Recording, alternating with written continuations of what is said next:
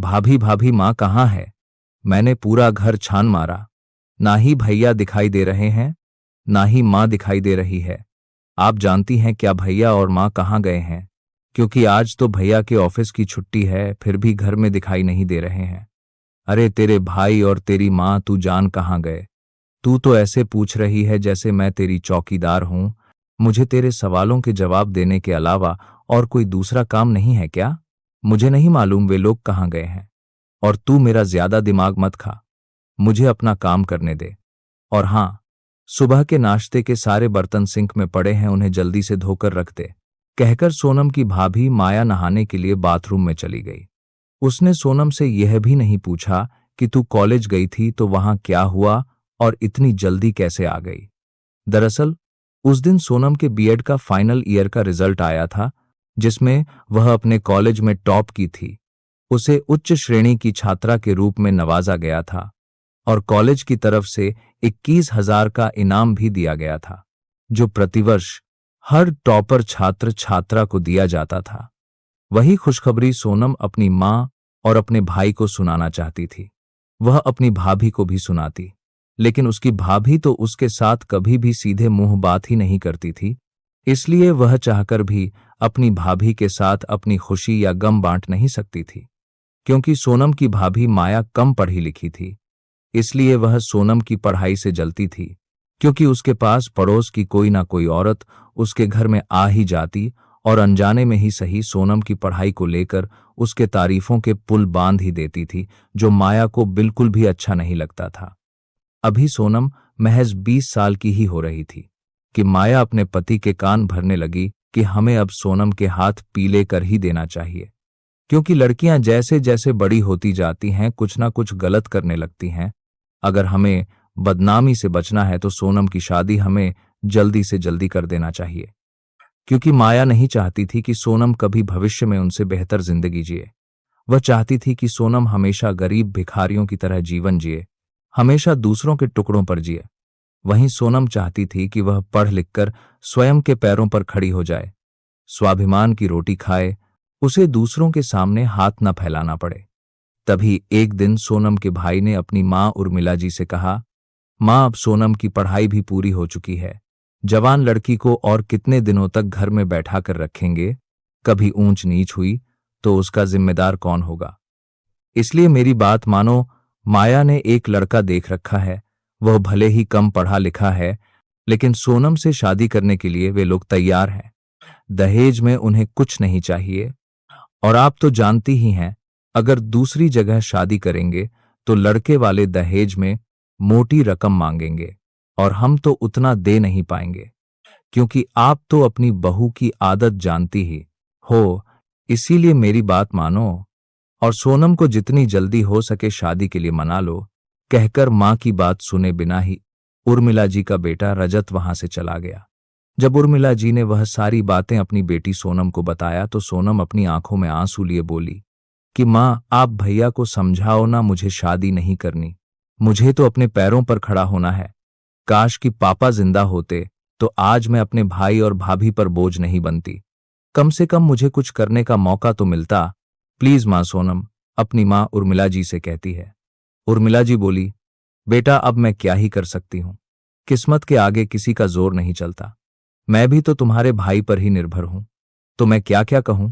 और वैसे भी जवान ननद और बूढ़ी मां भाई भाभी के कलेजे में किल की तरह चुभते हैं। उन्हें तो लगता होगा कि बस जल्दी से जल्दी इन दोनों से छुटकारा मिल जाए। अब मैं मर तो नहीं रही हूं, तो वे लोग तुम्हारी शादी करके तुमसे छुटकारा पाना चाहते हैं। सोनम बोली, क्या मेरी जिंदगी के 2 साल भी मुझे नहीं मिल सकते? माँ भैया भाभी कभी मेरी पढ़ाई के बारे में नहीं सोचते। बस ये दोनों गैरों से यही पूछते रहते हैं कि शादी के लिए कैसा भी लड़का ढूंढ दो। ये क्या बात हुई? मैं अभी शादी नहीं करना चाहती। इतना कहते कहते सोनम रोने लगी। तभी उसकी भाभी माया वहां आ गई और बोली, इस महारानी के सपने तो देखो कितने बड़े बड़े हैं। पहले नौकरी करेगी, फिर 2-3 साल बाद शादी करेगी। अब बूढ़ी होकर शादी करना है क्या? समाज वाले हमारा जीना हराम कर देंगे। पर इसे क्या, इसे तो हमारी परवाह ही नहीं है। बेटी की उम्र निकली जा रही है और उसे घर में बैठाने के सपने मां भी साथ में देख रही है। सुनो सोनम, नौकरी कोई ऐसे ही सड़क पर पड़ी हुई नहीं मिलती, और अगर तुम्हारी ज्यादा उम्र हो जाएगी तो लड़का भी नहीं मिलेगा। और आप मम्मी जी, आप अपनी बेटी को समझाने की बजाय उसका साथ दे रही है। अपनी सास उर्मिला जी की बात सुने बिना ही माया अपने पति रजत से बोली, सुन लो जी, 2-3 महीने में जल्दी से जल्दी मैंने जो लड़का देख रखा था उस लड़के से इसकी शादी निपटा दो, ताकि हमारे सर से बोझ उतरे। आगे भी हमारी जिंदगी में बहुत कुछ है, कब तक बहन को घर में बैठा कर रखोगे? वैसे भी आपकी मां भी किसी बोझ से कम है क्या? रजत कुछ नहीं बोला, बस चुपचाप उसने हाँ में गर्दन हिला दी। सोनम ने अपने भाई की तरफ उम्मीद भरी नजरों से देखा और बोली, भैया, बड़ी मुश्किल से मैंने बीएड की पढ़ाई पूरी की है। यह डिग्री इतनी आसानी से नहीं मिलती भैया, और अब मैं नौकरी करना चाहती हूं। रजत बोला, सोनम, तुमने अपनी भाभी का फैसला सुन लिया ना? और वैसे भी मैंने अपनी तरफ से पूरी कोशिश की थी। अब अच्छा लड़का मिलना इतना मुश्किल है, और अगर मिल भी जाए तो वह दहेज बहुत मांगते हैं। तो अब जो लड़का मिलेगा उससे तुम्हारी शादी करके मैं भी अब इस बोझ से निपटाना चाहता हूं, बस। सोनम ने आश्चर्य से भाई की ओर देखा और बोली, भैया, आखिर आपको और भाभी को मैं और मां बोझ क्यों लगते हैं? बस समय बीता, रजत के किसी मित्र ने उसकी बहन के लिए एक रिश्ता सुझाया। उस रिश्ते के बारे में माया ने ही उसे बताया था कि वह रजत से बोले। रजत घर आकर अपनी पत्नी से चर्चा किया और बोला, मुझे यह परिवार कुछ ठीक नहीं लग रहा है। माया बोली, आप भीना जी बेकार में चिंता कर रहे हैं। क्या हुआ अगर लड़का ज्यादा पढ़ा लिखा नहीं है? कम से कम अपनी छोटी सी दुकान से अपने घर का खर्चा तो चलाता है। और सबसे बड़ी बात, वे लोग दहेज नहीं मांग रहे हैं। मैं तो कह रही हूं, आंख मूंद कर हां कर दो और जाकर अपनी मां और बहन को अपना फैसला सुना दो कि अब इसी लड़के से सोनम की शादी करेंगे। अब आप सोच क्या रहे हैं? हमारे पास लाखों नहीं है जो आपकी बहन को दहेज देकर विदा करें। अपनी पत्नी की बात मानकर रजत अपनी मां के पास गया और बोला, मां, एक खुशखबरी है सोनम के लिए। एक लड़का मिल गया है। हाँ, ज्यादा पैसे वाला नहीं है, पर उसकी अपनी दुकान है। घर में उसकी मां और 2 बहनें हैं। सोनम खुश रहेगी वहां पर। आप शादी की तैयारी करो। उर्मिला जी बोली, रजत, कैसा भाई है रे तू? तेरी एक ही बहन है, उसे भी कुएं में धक्का देगा क्या? कम से कम घर परिवार तो अच्छे से देख लेता। तेरी बहन अच्छी पढ़ी लिखी है, और मैंने सुना है कि लड़का बस 8वीं पास है। क्या उसके साथ वह रह पाएगी? कैसा भाई है रे तू? पहले मां और अब अपनी छोटी बहन भी तुझे बोझ लगने लगी। रजत बोला, मां, सिर्फ सोनम और आप ही नहीं, बल्कि मेरी पत्नी और मेरे बच्चे भी मेरी जिम्मेदारी हैं। मुझे उनका भी भविष्य देखना है। अब जो भी पैसा है, अगर वह मैं सोनम की शादी में ही लगा दूंगा तो मेरे बच्चों का भविष्य क्या होगा, यह सोचा है आपने? फिर मैं भी तो बहुत ज्यादा नहीं कमाता हूं, और मुझे तो यह रिश्ता ठीक लग रहा है। लड़के वालों की कोई मांग भी नहीं है, इसलिए मैं तो हां करके आया हूं। तो आप अपनी बेटी के मोह में इतना स्वार्थी मत बनिए कि अपने बेटे बहू के बारे में ध्यान ही ना रहे। रसोई में काम कर रही सोनम यह बात सुन लेती है और आकर कहती है, भैया, आप मेरे जीवन का फैसला करने जा रहे हैं और मुझसे एक बार पूछा तक नहीं। मेरी इच्छा और मेरी मर्जी का क्या कोई मोल नहीं है? क्या आपको भी मेरी नौकरी करने से दिक्कत है? मुझे समझ में नहीं आ रहा है कि क्या मैं आप लोगों पर इतनी बोझ बन गई हूं कि मुझे मेरी जिंदगी के 2 साल भी आप लोग नहीं दे पा रहे हैं। मेरे पास डिग्री है, और अगर मैं कमाऊं तो आपका ही तो हाथ बटाऊंगी। माया बोली, सुन रहे हो इस लड़की की बातें? गज भर की जबान हो गई है इसकी। अब तो बस इस पर लगाम कसने की देर है, वरना हमारी जग हंसाई होगी, देखना।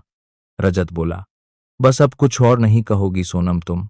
मैं और तुम्हारी भाभी ने फैसला ले लिया है कि तुम्हारी शादी उसी लड़के से होगी, और अब तुम्हें जो भी करना है अपने ससुराल में जाकर करना। हमारे सर से अब यह बोझ उतरने दो। सोनम बोली, भैया, आप मुझे बार बार बोझ कहकर क्यों संबोधित कर रहे हो? कल के दिन आपकी बेटी भी बड़ी होगी तो क्या वह भी आपके लिए बोझ ही होगी? उसकी शादी भी जल्दी ही बिना उसकी मर्जी के आप लोग कर देंगे।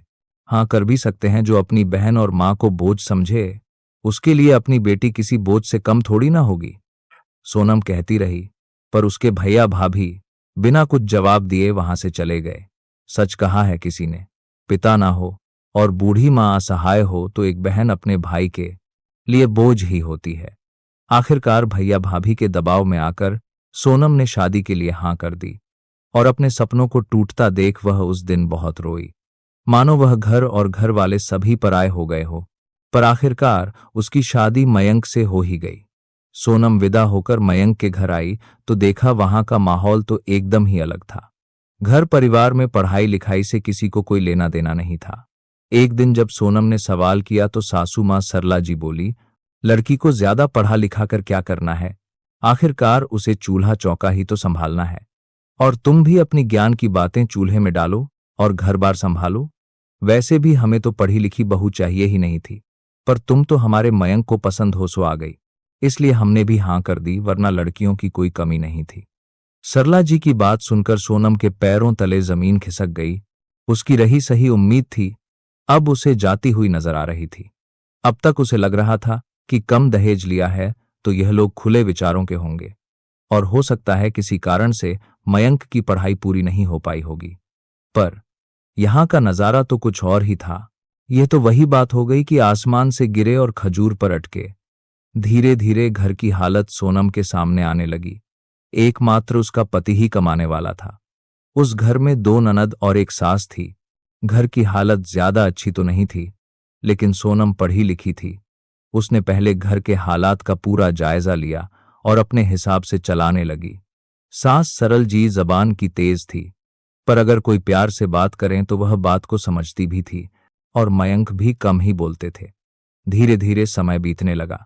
सोनम पढ़ी लिखी थी तो अपनी दोनों नंदों को पढ़ाई में मदद करती थी, और पूरे घर की बागडोर उसने संभाल ली थी। कभी पति से भी यह शिकायत नहीं करती थी कि शादी के बाद तुम मुझे कहीं घुमाने क्यों नहीं ले गए, जिसके कारण मयंक सोनम की बहुत इज्जत करने लगा था। समय बीतने लगा। शुरू शुरू में सोनम ने सब कुछ समझा, और फिर उसने एक दिन सरला जी से कहा, मम्मी जी अभी तो मानवी और मायरा छोटी हैं, कल दोनों स्कूल से कॉलेज जाएंगी, फिर उनकी शादी भी करनी होगी, तो जितने पैसे यह कमा रहे हैं क्या उसमें सब कुछ हो जाएगा?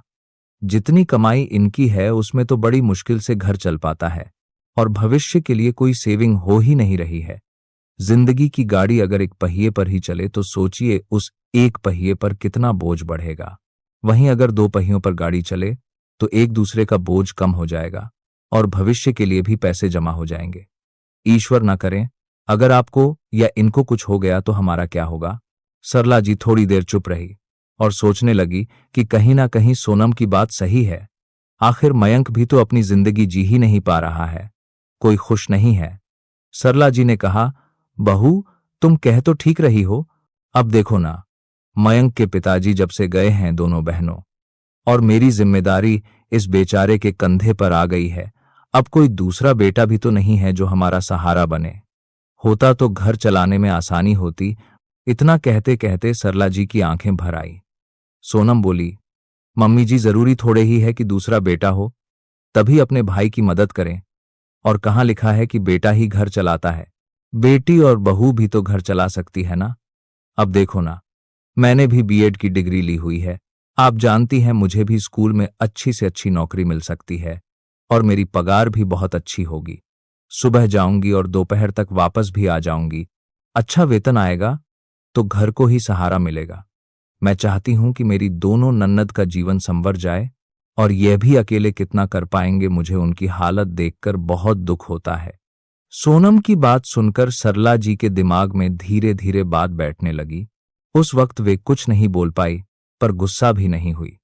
अगले दिन जब सरला जी की दोनों बेटियां स्कूल जा रही थीं, तब सरला जी की नजर उनके बैग पर पड़ी जो बुरी तरह से फट चुके थे। सरला जी ने कहा, मानवी मायरा, तुम लोगों ने बताया क्यों नहीं कि तुम्हारे बैग फट गए हैं? तुम्हारे भैया नया लाकर दे देते। तो मानवी बोली, मां हमने भैया को बताया था, पर वे बोले अभी इसी से काम चला लो, अगले महीने थोड़े पैसे आ जाएंगे तो दिलवा देंगे। उस पर मायरा बोली, मां भैया हमेशा ऐसे ही करते हैं, हर जरूरत को अगले महीने पर टाल देते हैं। क्या उनके पास पैसे नहीं होते हैं? इतना कहते कहते दोनों बहनें उदास होकर स्कूल चली गई। दोनों बेटियों का उदास चेहरा देखकर सरला जी गंभीर हो गई और सोनम के प्रस्ताव पर सोचने लगी। शाम को जब हर कोई मौजूद था, तब सरला जी सबके सामने सोनम से बोली, बहू क्या तुम सच में नौकरी करना चाहती हो? अगर तुम खुद नौकरी करना चाहती हो तो अब हमें कोई ऐतराज नहीं है, पर क्या घर और बाहर तुम दोनों संभाल पाओगी? वैसे घर संभालने में तो मैं तुम्हारी मदद कर दूंगी। जीवन की गाड़ी सही चलने लगेगी तो कम से कम मयंक का थोड़ा तो भार कम होगा। सरला जी की बात सुनकर सोनम बहुत खुश हो गई। उन्हें गले से लगाकर सोनम ने उनका आशीर्वाद लिया और अगले ही दिन अपने दस्तावेज लेने के लिए अपने मायके चली गई। इतने दिनों बाद सोनम मायके आई थी, पर उसकी भाभी के चेहरे पर जरा सी भी खुशी नहीं थी। वह ताना मारने लगी, अरे क्या हुआ? ससुराल में मन नहीं लग रहा क्या जो मायके चली आई? बड़ी मुश्किल से तो इस घर से बोझ को हटाया था। कहीं लड़ झगड़ कर यहां रहने तो नहीं आई हो? अगर ऐसा किया है तो भूल जाओ। सोनम ने अपनी भाभी की बातों की कोई परवाह नहीं की और अपनी मां उर्मिला जी के पास गई और उनका आशीर्वाद लेते हुए बोली, मां, मेरे ससुराल वाले बहुत अच्छे हैं। मेरी सास मेरी नौकरी के लिए राजी हो गई हैं, तो मैं अपने मार्कशीट और सर्टिफिकेट और जो भी मेरी डिग्री है, मैं बस वही लेने आई हूं। उर्मिला जी बोली, मुझे बहुत खुशी हुई बेटा कि तुम्हारे जीवन की गाड़ी सही रास्ते पर चल पड़ी है। वे तो कुछ लोगों की आंखों में तुम चूबी थी और वह भी चाहते ही नहीं थे कि तुम नौकरी करो और अच्छी जिंदगी जियो। पर ईश्वर के घर देर है अंधेर नहीं। उस पर माया बोली, ऐसा कैसे हो सकता है? तुम्हारी सास को तो पढ़ी लिखी बहू भी नहीं चाहिए थी, तो तुम्हारी नौकरी करने पर वह राजी कैसे हुई? जरूर तुमने लड़ाई झगड़े किए होंगे। सोनम बोली, जो समझना चाहता है उसे ही बात समझ में आती है। यहां तो मैं कह कहकर थक गई थी, पर किसी ने मेरी बात नहीं समझी। अब ससुराल मेरा घर है और वे मेरे अपने हैं, तो मैं अपने घर की बात अपने तक ही रखना चाहती हूं। इतना कहकर सोनम वहीं शांतिपूर्ण ढंग से अपना सामान लिया और अपने ससुराल के लिए जाने लगी। जाने से पहले वह माया से बोली, भाभी आपने तो बहुत कोशिश की थी कि मेरी जिंदगी नर्क बनाने की, पर मैंने भी ठान लिया था कि मैं अपनी जिंदगी संवारूंगी जरूर। इतनी मेहनत से दिन रात करके जो मैंने पढ़ाई की थी उसे इस तरह से बर्बाद नहीं होने दूंगी। मैं अपने पैरों पर एक दिन जरूर खड़ी होकर दिखाऊंगी और उस दिन आपका चेहरा देखने लायक होगा। भले ही मेरे भाई और आपने मुझे बोझ समझा, पर मेरा पति मुझे बोझ नहीं समझता। माया ने उत्सुकता से पूछा, वैसे तुम्हारी पगार कितनी होगी? सोनम मुस्कुराकर बोली, अब कितनी भी पगार मिले वह आप लोगों के लिए नहीं होगी। अब मेरी सारी कमाई मेरे ससुराल वालों के लिए ही होगी। आपको तो 1 रुपए भी मैं देखने ना दूं। यह कहकर सोनम वहां से चली गई। कुछ दिनों की मेहनत और इंटरव्यू के बाद सोनम को एक अच्छे स्कूल में टीचर की नौकरी मिल गई। अब सोनम भी अच्छा खासा कमाने लगी तो घर की स्थिति भी सुधरने लगी और घर वालों की जरूरतें भी मयंक इतने अच्छे से कि सोनम अपने आप को उनके करीब जाने से रोक भी नहीं पाई। फिर वक्त बीता, सोनम का एक बेटा हुआ और धीरे धीरे उसका प्रमोशन होता गया। अब वह सीनियर टीचर बन गई। उनके सहयोग और कड़ी मेहनत से देखते ही देखते सोनम स्कूल की प्रिंसिपल बन गई और कुछ सालों बाद उसने अपनी दोनों ननंद का कॉलेज में दाखिला भी करवा दिया। धीरे धीरे उनकी पढ़ाई भी पूरी हो रही थी। इधर सरला जी को अपनी बेटियों की शादी की चिंता सताने लगी। वह जल्दी से जल्दी दोनों की शादी कर देना चाहती थी। कुछ समय बाद सोनम के मायके से खबर आई कि उसकी मां उर्मिला जी नहीं रही। उसके भाई रजत का एक्सीडेंट में एक पैर कट जाने की वजह से उसे अपनी नौकरी से भी हाथ धोना पड़ा। उस खबर ने सोनम को अंदर तक हिलाकर रख दिया। उसने बेटी होने का फर्ज निभाया और भाई के कंधे से कंधा मिलाकर अपनी मां की अंतिम क्रियाकर्म और भोज सब में बढ़ चढ़कर शामिल हुई। जब सोनम वहां से जा रही थी तो अपने भाई और भाभी से बोली, भैया भाभी, आप लोगों ने तो मुझे बोझ समझा, पर मैं आपके बच्चों को बोझ नहीं समझूंगी। आपकी बेटी की पढ़ाई लिखाई का सारा खर्चा अब मैं उठाऊंगी। उसे अच्छे से अच्छे कॉलेज में पढ़ाऊंगी ताकि वह अपने पैरों पर खड़ी हो सके। यह सुनते ही माया शर्म से जमीन में गड़ी जा रही थी। वह सोनम के पैर पकड़कर बोली, सोनम, मुझे माफ कर दो। मैं तुम्हें हमेशा बोझ समझ रही थी। शादी भी जबरदस्ती करवा दी और आज तुम मेरी बेटी के लिए इतना सोच रही हो। सोनम बोली, भाभी, जो हुआ उसे भूल जाइए। अब तो मां भी नहीं रही, तो इस घर में मेरा आना जाना तो उतना हो नहीं सकता। तो बस आप भी अपनी बेटी के भविष्य के बारे में सोचिए और मुझसे जितना हो पाएगा मैं मदद जरूर करूंगी। इतना कहकर सोनम वापस अपने ससुराल आ गई। समय बीतता गया। एक दिन सरला जी बोली, मयंक, अब अपनी बहनों की शादी के लिए लड़का ढूंढना शुरू कर दो। सोनम बोली, नहीं मम्मी जी, पहले दोनों अपने पैरों पर खड़ी हो जाए, फिर जाकर उनकी शादी के बारे में सोचेंगे। सरला जी यह बात मान नहीं रही थी। तब सोनम बोली, मम्मी जी मेरी नन्नद मेरे लिए बोझ नहीं है, जो मैं उनकी शादी करके उनसे पल्ला झाड़ लूं। इनको मैंने अपनी छोटी बहन की तरह समझा है, इसलिए यह मेरी जिम्मेदारी है कि जब तक यह दोनों अपने पैरों पर खड़ी ना हो जाए तब तक मैं इनकी जिम्मेदारी उठाऊंगी, ताकि यह आगे चलकर अपनी बेहतर जिंदगी जी पाएं। सरला जी बोली, वह तो अपने ससुराल जाकर भी यह सब कर सकती हैं जैसे तुमने किया। सोनम बोली, नहीं मम्मी जी, यहां आप मुझे मांग के रूप में मिली, आपने मेरी बात समझी, पर जरूरी तो नहीं है कि इन्हें भी ससुराल में आप जैसी सांस मिले, तो हम क्यों दूसरे के सहारे अपने सपने पूरे करें। इन्हें इतना मजबूत करके उनके घर भेजेंगे ताकि मुसीबत भी आ जाए तो ये पूरी तरह से तैयार रहे और उसका सामना कर सके। जो दुख और ताने मैंने सहे हैं मैं इन लोगों को कभी नहीं सहने दूंगी। इतना कहते कहते सोनम की आंखें भर आई। मयंक सोनम के कंधे पर हाथ रखकर बोला, सोनम, मैं जानता हूं तुम भाभी नहीं बल्कि इनकी बड़ी बहन बनकर सोच रही हो। मुझे तुम पर गर्व है।